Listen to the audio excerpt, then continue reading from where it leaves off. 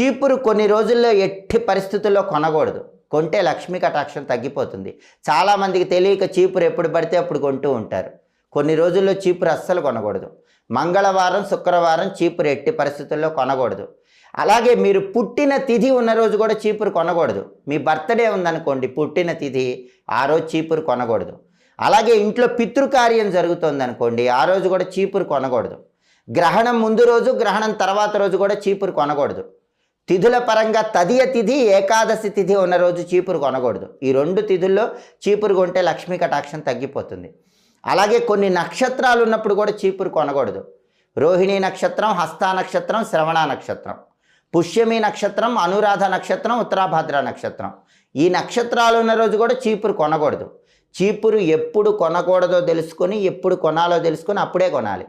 అలాగే చాలామంది చీపురుతో చిన్నపిల్లల్ని కొడుతూ ఉంటారు. అలా కొడుతూ